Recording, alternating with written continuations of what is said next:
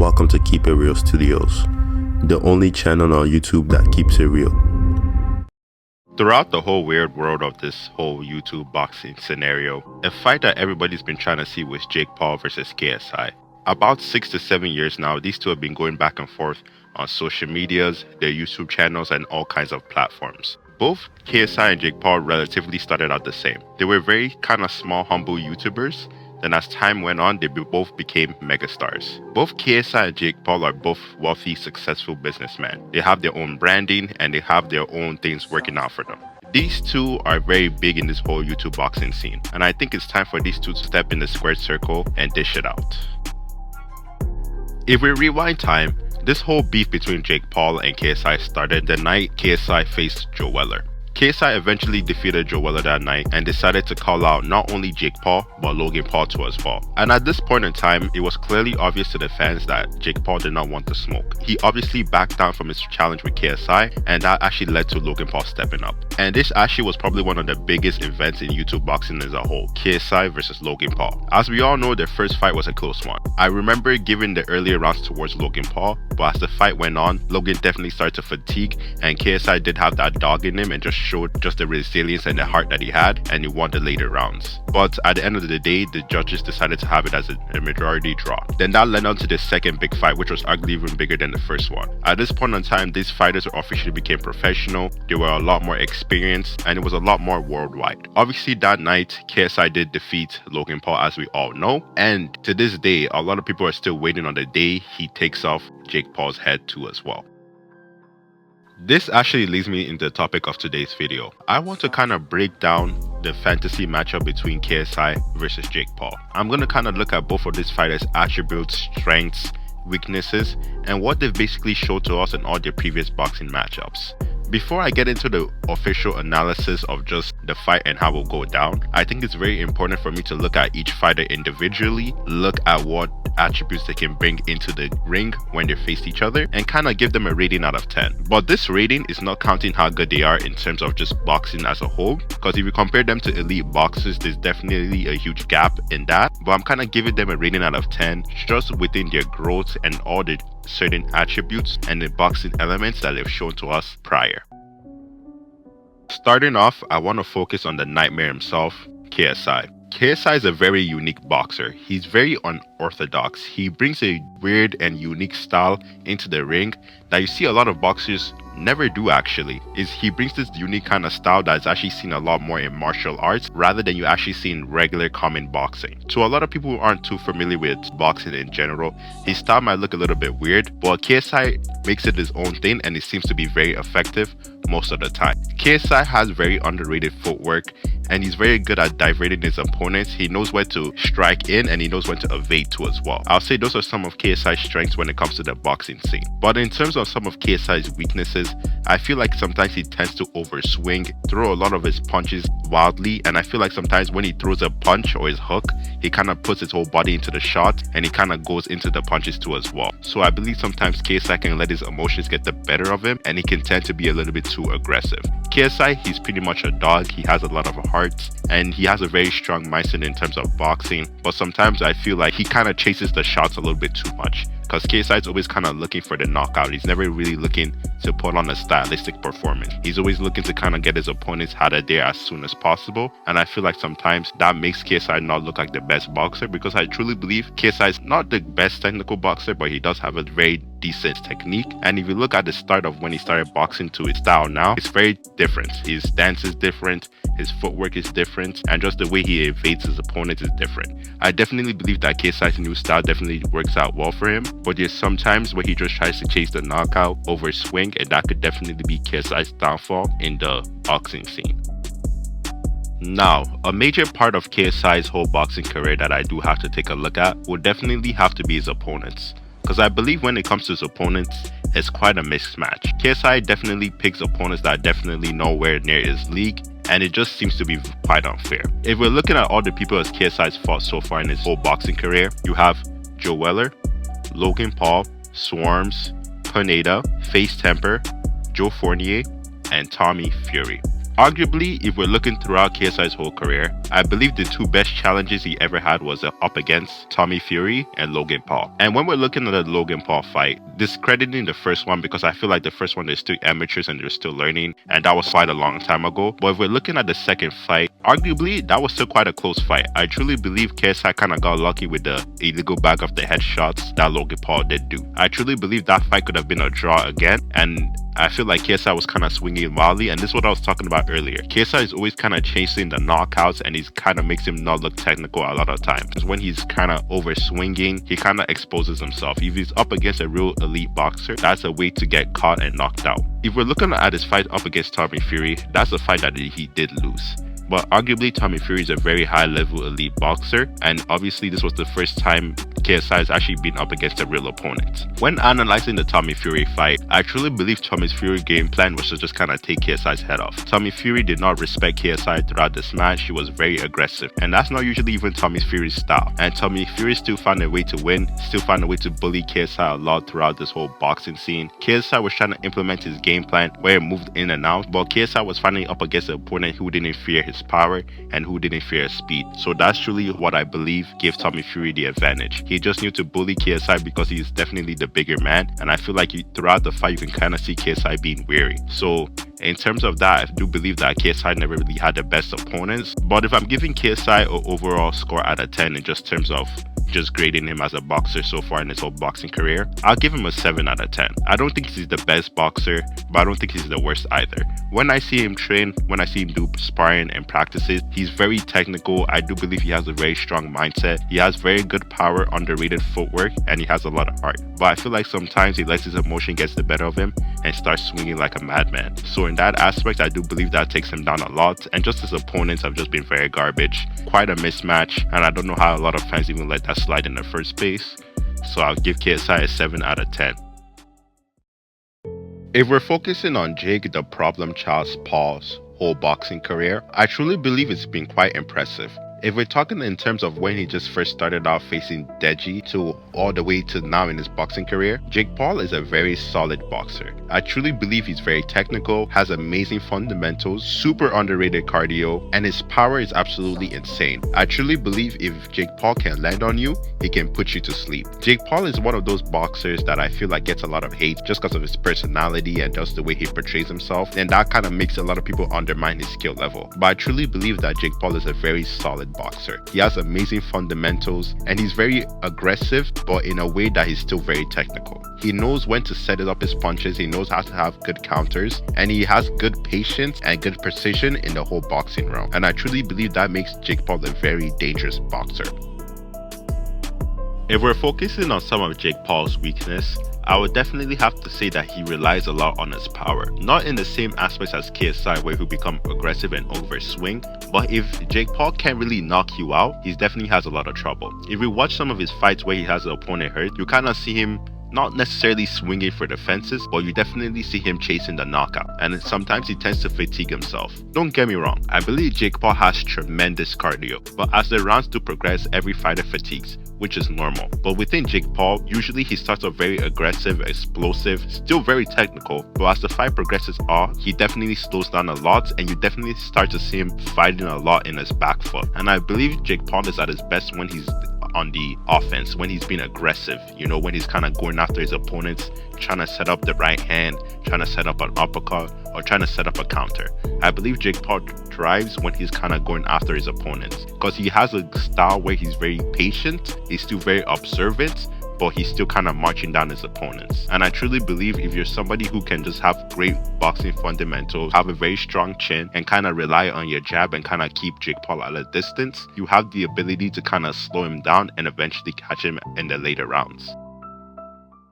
If we're shifting our focus to all the opponents Jake Paul has faced off, I truly believe this is where things get a little bit controversial. A lot of the main controversies that Jake Paul get are his opponents are too old or they're just definitely out of their prime. But I still kind of see things a little bit differently, because Jake Paul's opponents, most of them come from fighting backgrounds and they have a lot of experience. And a lot of them have actually been world champions at one point in time. Don't get me wrong, I truly believe that age is a tremendous factor. When you get older, you do definitely slow down. You can't take as big of a shot anymore, and you're just not as fast and precise as you used to be. But relatively, if you stop and think about it, a lot of these fighters have a lot of experience.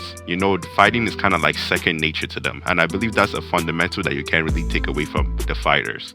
As fighters do get older, I believe they become a lot more craftier, and they still have a lot of fighting experience within them, so they know when to engage and disengage when facing opponents. So I still believe that's a huge fundamental that you kind of have to give to Jake Paul's opponents. If we're focusing on all the opponents Jake Paul has faced, you have Deji, Anisan Gibb, Nate Robertson, Ben Askren, Tyron Woodley, Anderson Silva, Tommy Fury, Nate Diaz, Andre August, Ryan Borland, Mike Perry, and Mike Tyson. So throughout Jake Paul's whole boxing career, he's actually faced a lot of countless opponents. Most of Jake Paul's strongest opponents he ever faced would have to be names like Tyron Woodley, Anderson Silva, Tommy Fury, and fighters like Mike Perry. So to me, these are the fighters that kind of stick out in terms of all of Jake Paul's opponents. Because when I look at Jake Paul's opponents, I try not to focus on his opponents within himself. I try to focus on what Jake Paul shows us in terms of just his boxing and taking out certain attributes. For example, if we're looking at his fight with Nate Diaz, one of Nate Diaz's attributes is that he has a tremendous chin and he has a tremendous cardio too as well.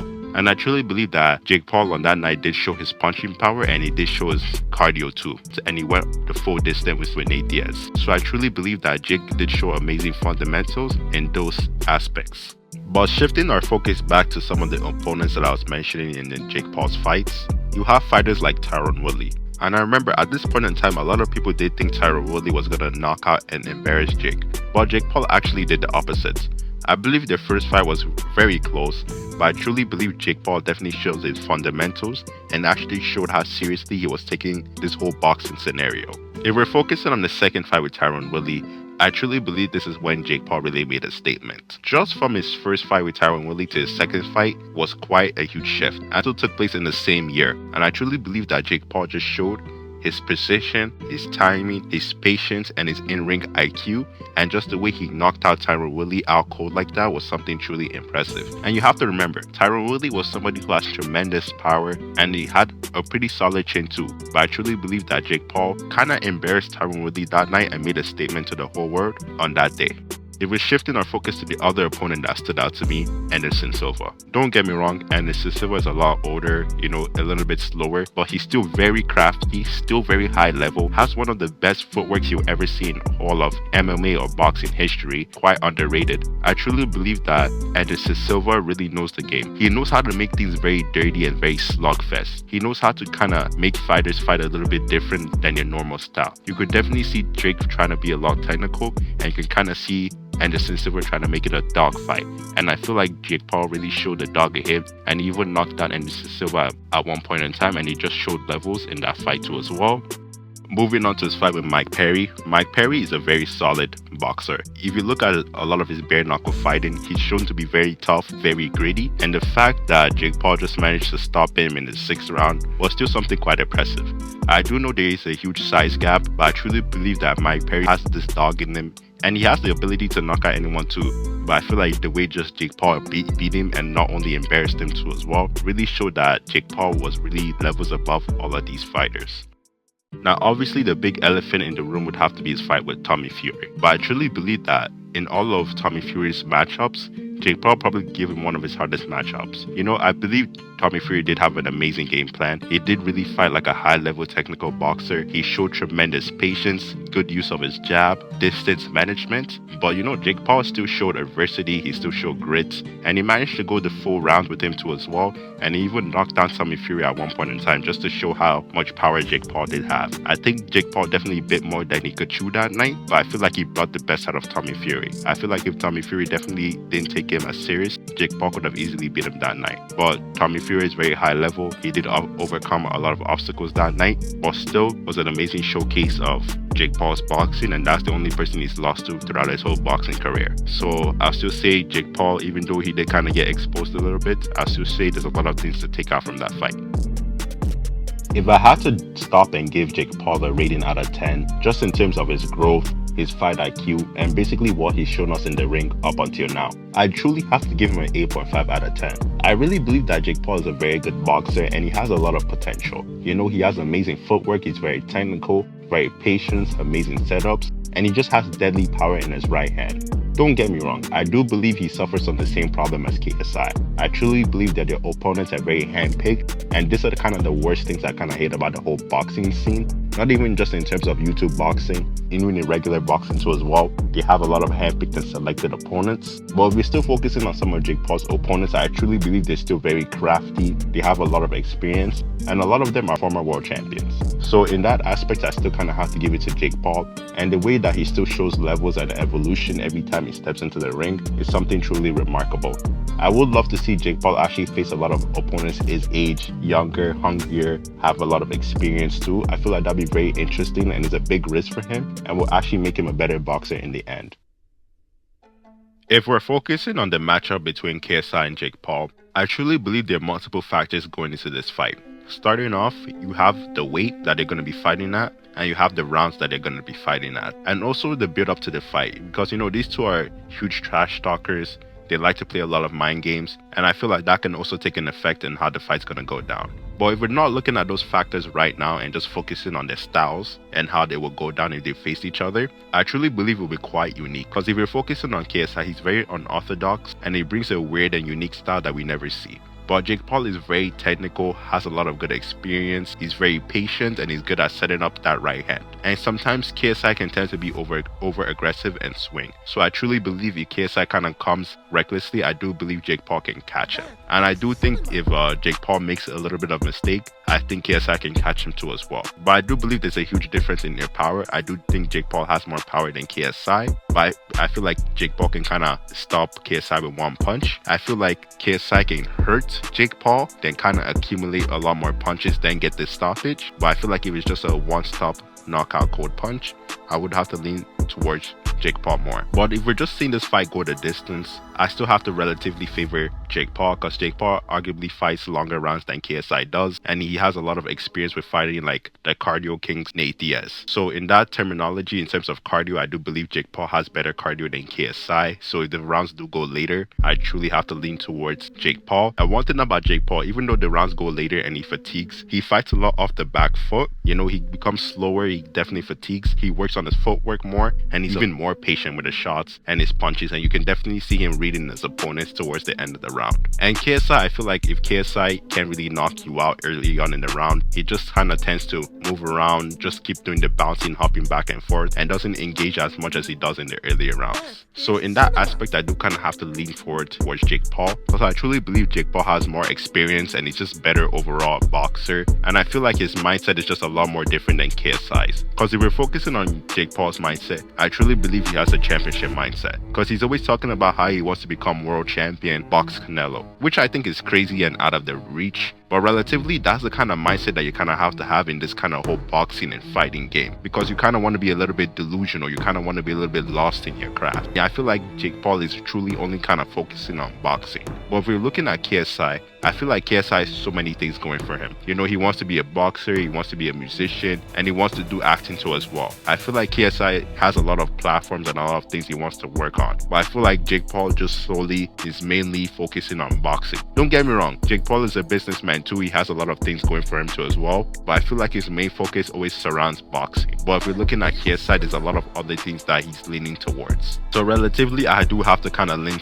more towards Jake Paul. I feel like Jake Paul just has a lot more experience, a lot of more fights. His opponents are a lot more better than KSI's. He's a lot more technical, and he just shows a lot of more improvements. I feel like KSI relatively stays the same as if you look throughout his whole boxing career. He does get a little bit better, but sometimes I feel like you don't see that much of an improvement. But within Jake Paul, you see a huge amount of improvements. So relatively in this matchup, I do have to lean more towards Jake Paul, but I would definitely not underestimate KSI. I do believe KSI has a strong chin, he has a lot of heart, and he will definitely be training a very hard, because he doesn't like Jake Paul. But if I do have to pick someone to win this whole matchup, I do have to lean towards Jake and Gaio Paul.